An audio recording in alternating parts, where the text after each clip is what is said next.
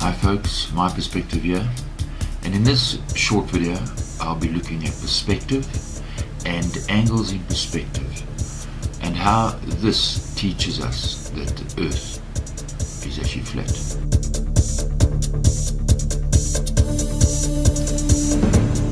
So even if the horizon was slightly curved,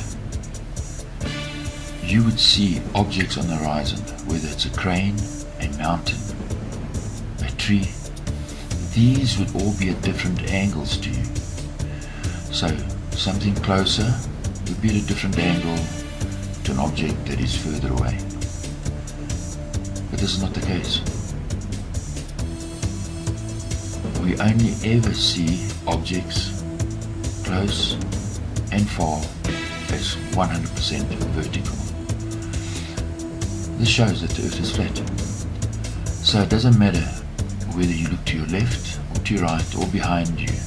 We only ever see objects, no matter how big or small they are, as completely vertical. And we take this fact for granted in our paintings and in photographs. We only accept something on the horizon that is vertical, because this is the reality that we live in.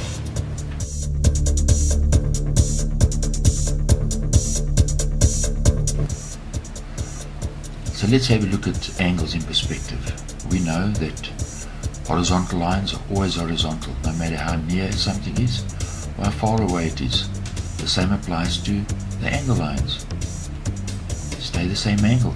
If I move this fence over, in true linear perspective, those angle lines would stay the same angle.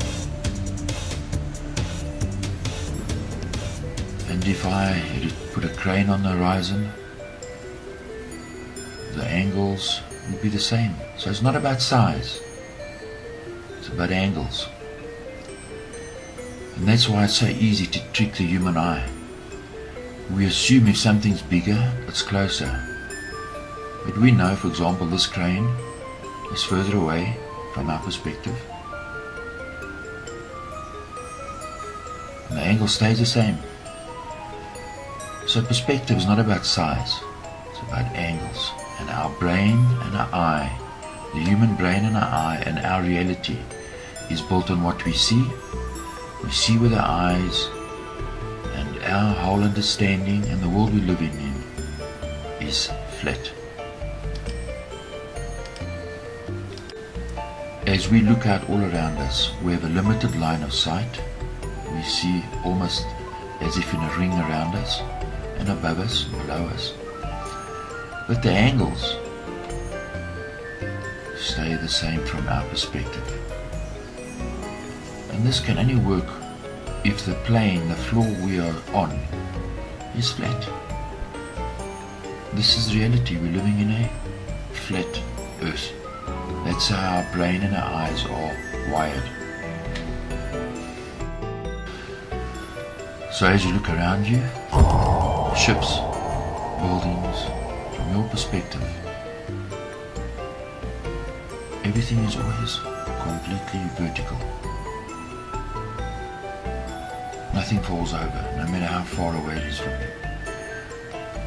you. Your limited line of sight in a circle around you, in that line of sight, everything is completely vertical.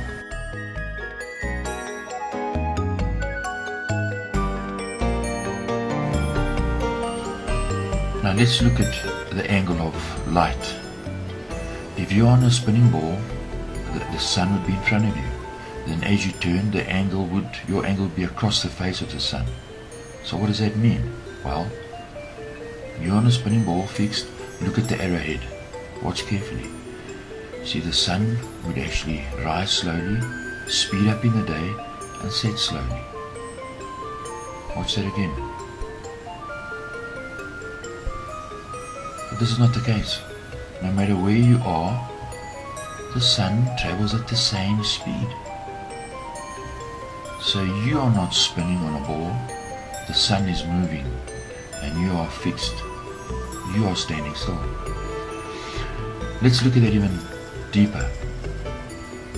Two people one at the equator, one at the North Pole, taking a time-lapse image of the sun, for them, the sun would be traveling at different speeds.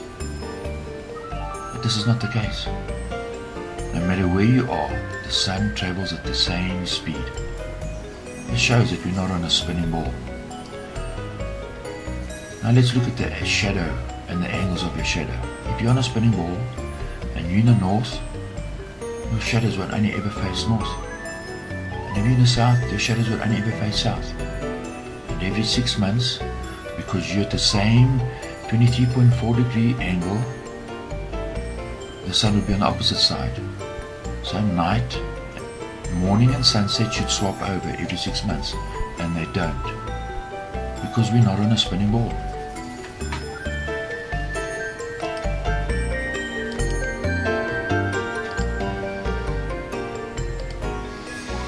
Now look at this image.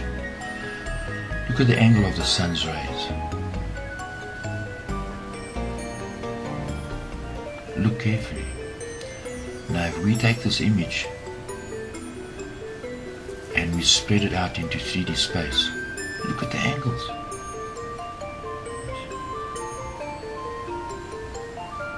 We spread it out. This tells us that the sun is not 150 million kilometers away, because how can it light up? Look at the angles at the back. Look at the angles of the light on the mountains. The sun is above the mountains. How can the angle of the sun light up the same valley, and the light is at two different angles in the same valley? Really?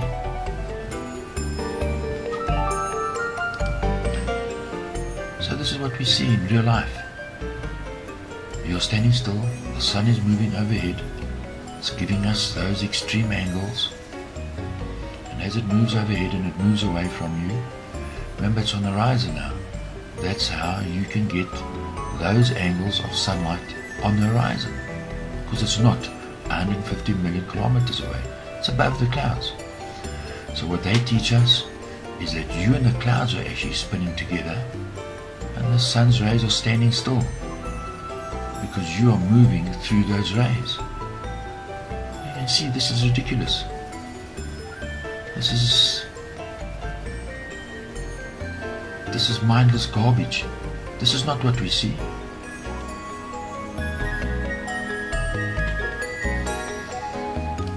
So let's look at this image. At the top you have the human eye. You see everything at eye level, but you have a limited range into the horizon.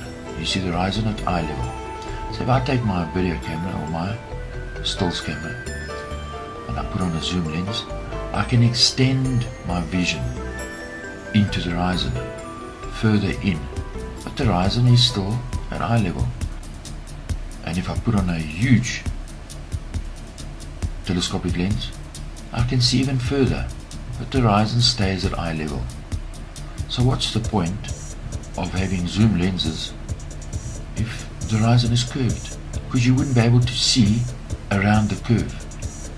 So the issue is, humans have a problem judging distance with perspective.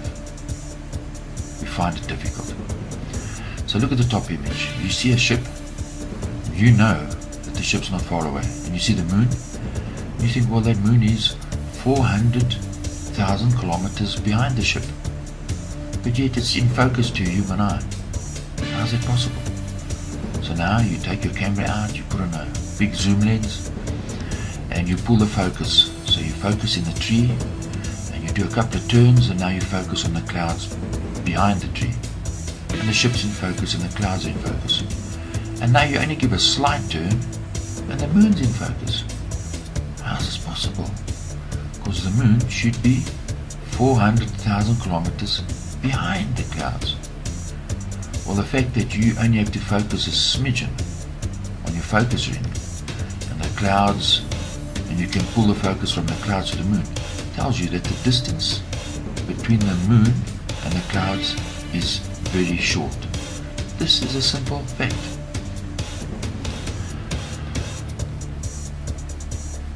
The reality is that we are living in an illusion maintained by NASA, maintained by the media. The more we drink the illusion, the more dizzy we get, the more power they have over us.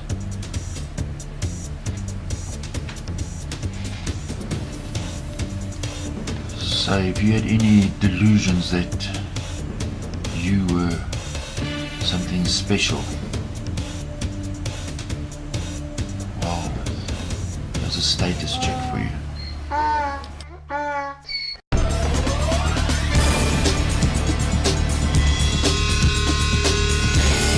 Hello everyone, my perspective here, and this is the second part of the clip, Flat Earth Perspective. And in this clip we'll be looking at practical examples of how perspective proves that the Earth is flat.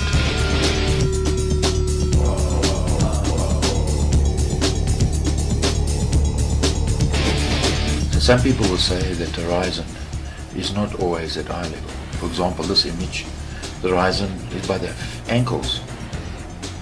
So remember that the horizon line could be at the level of the photographer or at your eye level. So I can't expect the horizon to be at the level of these mountain climbers. So if the photographer raised his position or climbed higher, then it would be.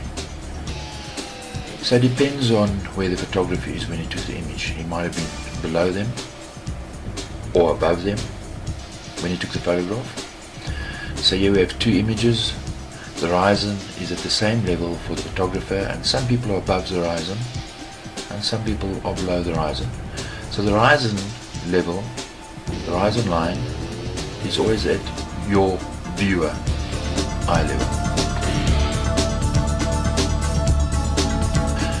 So in Flat Earth Perspective Part 1, we looked at how, from your perspective, that angles, objects on the horizon, no matter how far they are or how close they are always 100% vertical.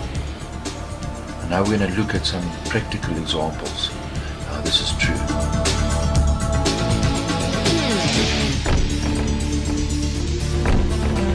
So this is the Khalifa Tower in Dubai, the tallest building in the world. And even at a distance, the tower is always completely vertical. So no matter how close you are to the building, how far away you are, it's always vertical. And that building is made up of layers. It's stepped. Those steps stay at that same angle. So it's not just from the shoreline, but it's as you elevate your position above the grid, the floor line. That building is always completely vertical. So you'll never see a photograph of the Burj Khalifa leaning over backward.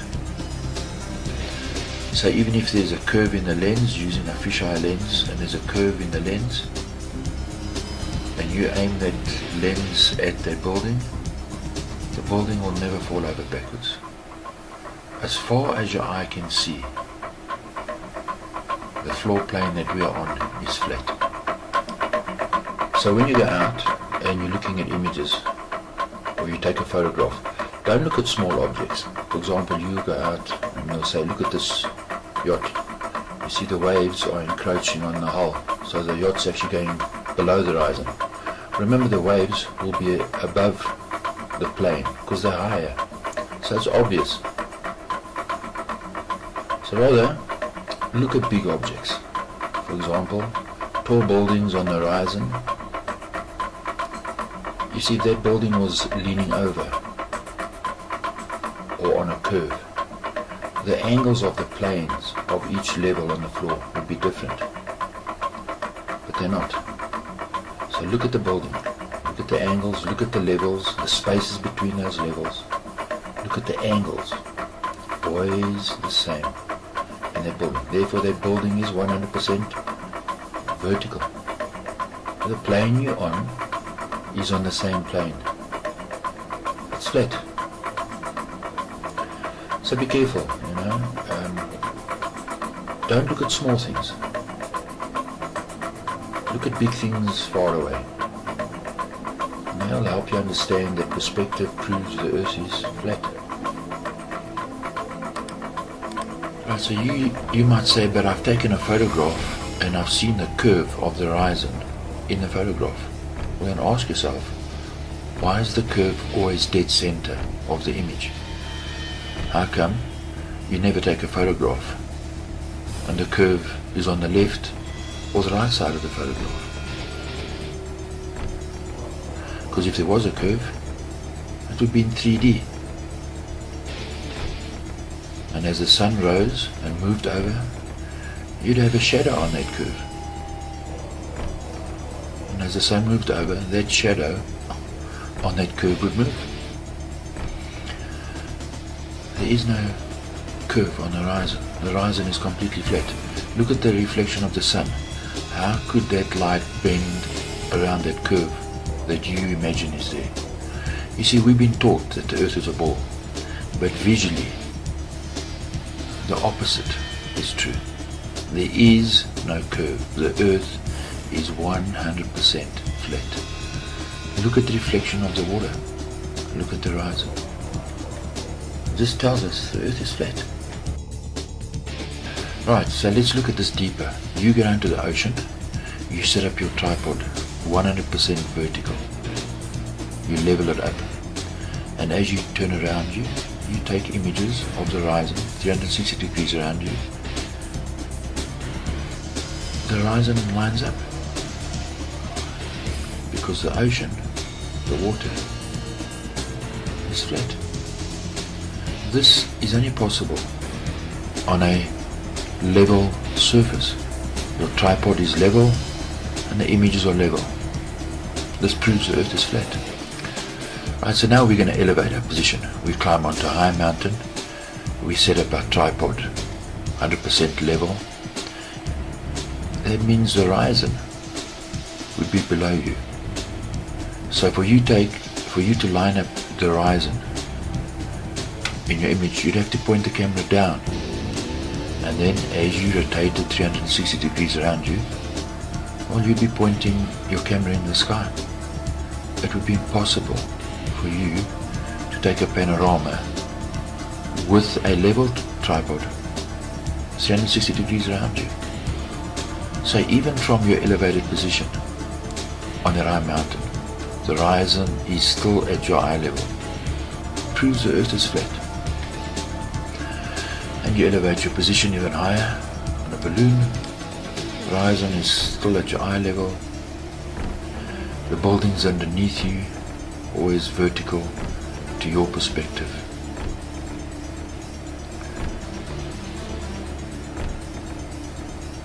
Versus flat.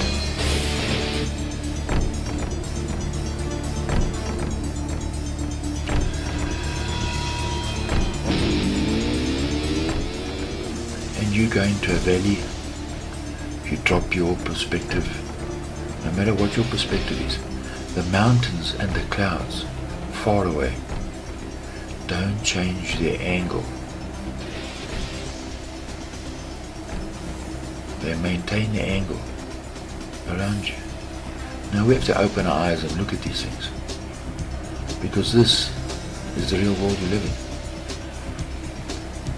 So we've been taught that the earth is a ball, but our perspective and our senses tell us that the mountains stay the same angle. The clouds, as we drop down, we climb down a mountain, waterfalls fall at the same angle, clouds at the same angle, cliff faces stay the same.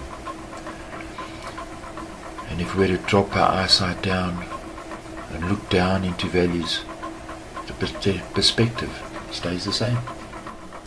Right, so let's put this into a practical example.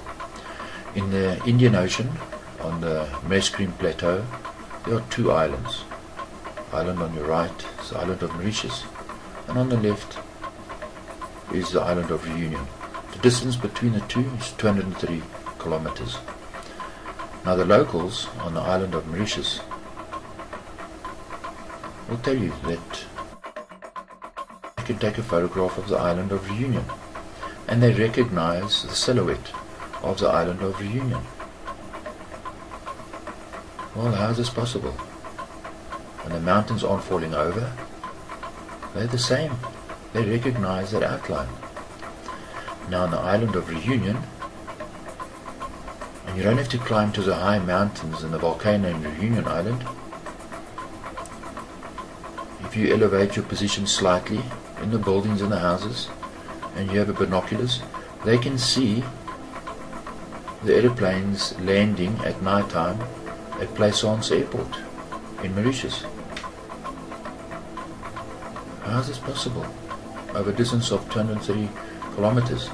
Here's an article from a tourist magazine that talks about this, discusses it. It says yes. And they'll tell you that it's a mirage, but it's at night. How is that possible? And I say that during 1989, during a violent cyclone, they had a perfect view of the islands of Reunion from Mauritius, and that you can see Mauritius from Reunion, and you can see the aeroplanes land. The locals know this. How is this possible on a ball Earth? Now look at this image. I want you to look at the reflection of the sun on the ocean surface. No matter how far away the sun is, or how close it is, the reflection always points towards you. And we see this in real life. No matter at what angle you stand to that scene, the light always points towards you. Why is this? Well, if I show you this image, you'd say, oh well, because the water is flat. So you have the reflection, what's above perfectly matched below. And if you move your position, you know, and you understand that that water is flat. That's why this image is the way it is. But now I swap the image to this. You see, you've been taught the earth is a ball, but yet the reflection in the water and the perspective is the same for both. Therefore, the water in both images must be 100% flat from your perspective. The earth is not a ball. Yes, so they'll tell you, yes, this is perspective. We see the clouds getting smaller on the horizon. All the ships as they go away stay completely vertical. Just that the earth is such a big ball that it looks like a flat ball. Both can't be true. If the earth was curved, if there was a slight curve, the angle of the clouds would change. They can't both be right. They'll tell you that perspective is true, that a ship goes below the horizon. But if that's true, then you'd only ever see the bottom of the clouds on the horizon, and all the clouds would be at different angles, and the ship would change its angle. You can't have both. One has to be right, one has to be wrong. And this is the right one. This is the perspective we see, and this perspective tells us the earth is flat. Yes, so they'll tell you that from your perspective you're so small and the earth is so big that it looks flat. Well, consider this. This ant would see the light on the ground first before he saw the flashlight. And then the flashlight would disappear and he would still see the light on the ground, because he cannot see around the curve of the ball. So this ant wouldn't be able to see the sun or the flashlight for the full 12 hours. But yet on Earth, the opposite is true. Now this ant on a flat surface would see the flashlight first, then the light would approach him. And at sunset, the last thing he would see would be the flashlight. Sunrise, he sees the flashlight. As the flashlight disappears, the sunlight disappears on the ground. And this is what we see in real life. And he would see the flashlight for the full 12 hours from his perspective. Right, so you're saying, well, what about NASA? And here's a video clip of NASA doing some spacewalking. But look at it. Right? This is real, isn't it? Look again.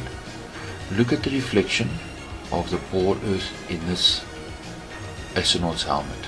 And look at this. Did you see? Look at it again. This is not real. This is not real perspective. So when I analyze this, look at this. This is fake. You see, the visor of the astronaut is round. So if the ball is below the astronaut or next to him, reflection cannot curve around both sides of the visor. And as the astronaut moves his head, the reflection cannot stay in the same place in the visor.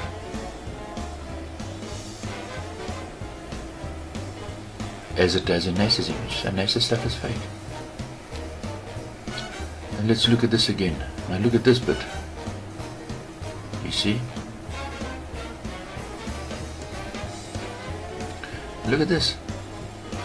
Do you get that?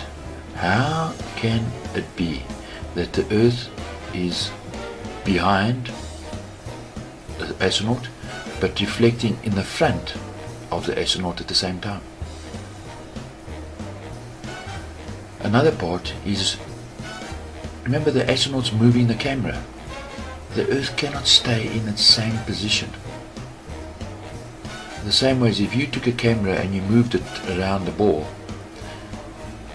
it would appear as if the ball was turning, because as you moved the lens, it would point to different parts of the ball.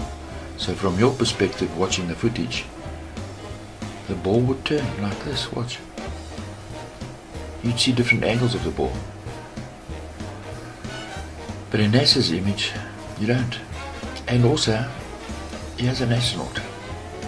You know, his visor is round. The proportion of his reflection cannot be the same proportion as the ball Earth that he's floating by. This is lies. This stuff is fake. And look at this. You'll always see images of the Earth spinning below NASA, but look at the clouds. How can the clouds in the far distance, thousands of kilometers away, move at the same speed as the clouds that are closer to you? This is fake. When you're born, they immediately blind your one eye through the education system. So you got one eye left. And so what do? You go blind your other eye by trusting in them without confirming or checking for yourself to see that the mindless garbage that they teach you, whether it's true. And with just a little bit of an investigation, you will see it's rubbish. So that's how the game is played. They give you pages of mathematics that can say anything they wanted to say. More smoke and mirrors and glass balls, and the game of controlling you goes on and on.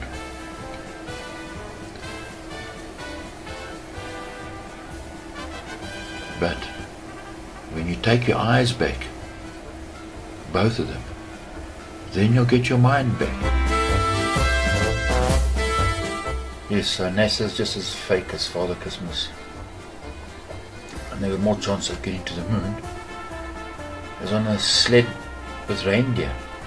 The whole thing is just it's just fantasy for adults. So as the governments fail miserably, they invent fake achievements. as they rob you and steal from you and blind you. They give you a big shiny box wrapped up nicely. When you open it up, there's nothing inside, just lies. There's evidence all around us. We see images from the salt pans of Bolivia. The earth is flat. And many people, in their own creative way, they've brought this to our attention, and as normal, as usual, we don't listen or pay attention. One such person was a writer, Jonathan Swift, and he wrote the book Gulliver's Travels. And did we think about what he was saying? There's a giant who lives in a small man's world, and on one of Lemuel Gulliver's Travels, he comes across this disc that's floating in the sky. It's a flat land, and it's a castle in the sky. And are we paying attention? This flat land is ruled by a queen, and this land is called Laputa. Now Puta in Spanish is whore, and in French, because it refers to this disc, this flat land that is ruled by this queen, who's also a whore, Babylon the Great. And that's the earth that we're living on. It's controlled by the Vatican, and they have these scientists. They've got one eye pointing up and one eye pointing down. They're so obsessed with science that they cannot even discern the world that they live on. And so they have a ball with a light in at the end of a stick, and they walk around and use this to keep their balance, to see where they're going. They're looking at the ball and the end of the stick. Do you understand what Jonathan Swift was trying to tell us? And on this island they don't use a tape measure, they measure everything with a square and a compass. And this refers to the world we live in. The world and everything we know are controlled by the Freemasons. All the astronauts are all Freemasons.